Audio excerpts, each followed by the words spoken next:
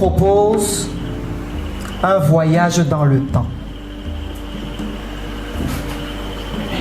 Je vous emmène avec moi en 2016, en plein milieu de mon histoire. J'ai 16 ans et aujourd'hui, c'est le jour de la rentrée en classe de terminale. J'ai froid. J'ai peur. J'ai littéralement l'effroi dans le cœur. Pourquoi? Parce que j'ai honte de ma voix. J'ai honte de ma voix parce que depuis des années, on se moque de moi dès que j'ouvre la bouche. On dit, Aka, celui-là c'est un PD. C'est qu'elle voit ça. Pourquoi il parle comme une fille? On m'insulte, on me frappe, on me brime et on me met en minorité. Aujourd'hui, le jour de la rentrée, j'ai donc décidé que plus jamais je n'allais accepter que ça m'arrive. Et j'ai trouvé une solution. Le professeur principal a lancé l'appel. Et bientôt, c'est mon nom. Chut, j'écoute. Et quand mon nom arrive enfin, j'entends Bunungu Owonajul Olivier. Je suis prêt depuis des mois. Je me gratte un peu la gorge. Je corrige ma posture. J'abandonne ma voix de femme. Et je réponds présent. Toute la classe s'éclate de rire, y compris l'enseignant.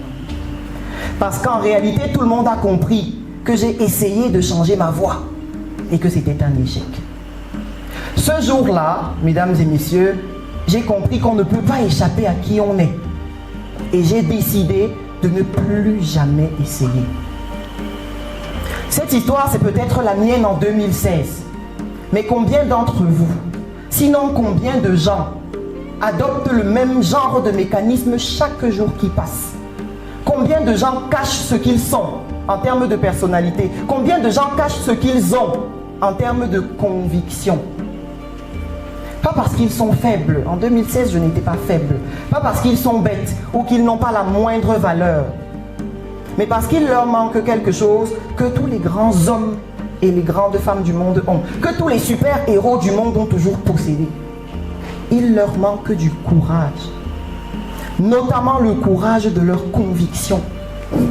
Le courage d'assumer pleinement ce qu'ils sont. Moi, j'ai décidé de ne plus jamais avoir honte de ma voix.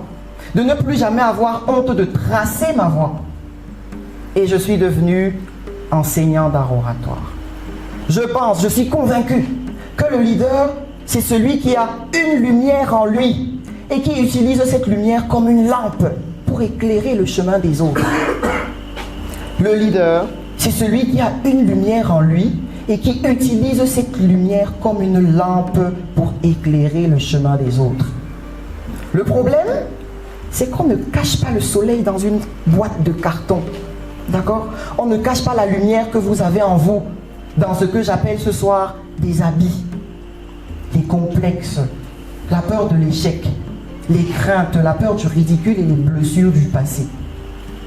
Moi, ce que j'attends de vous ce soir, c'est de finir comme moi devant vous, complètement nu. Ça se voit.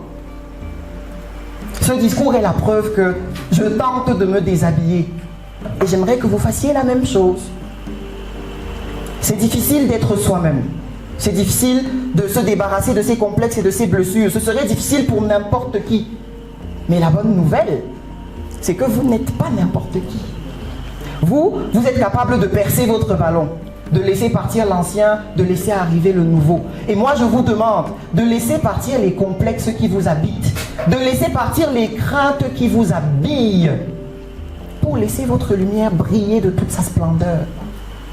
Devenez tous autant que vous êtes des soleils, non pas parce que vous créez la lumière, mais parce que vous l'avez déjà en vous, et qu'il est simplement question d'oser, d'avoir le courage de l'assumer.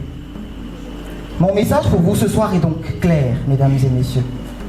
Il existe en chacun d'entre nous une lumière très intense. Et j'aimerais que nous trouvions la force, le courage d'assumer cette lumière et d'aider les gens autour de nous à assumer la leur. Le leader, c'est celui qui utilise la lumière de son cœur comme lampe pour éclairer les autres. Voici donc ma vision. Si c'est si difficile d'être soi-même, si c'est si difficile d'assumer ses convictions et ses rêves, je vous demande, mesdames et messieurs, de faire l'effort, de retirer vos complexes, vos craintes, votre peur du ridicule et de l'échec. Mesdames et messieurs, aux Kouéliens, aux Kouéliennes, je vous demande de vous déshabiller. Merci.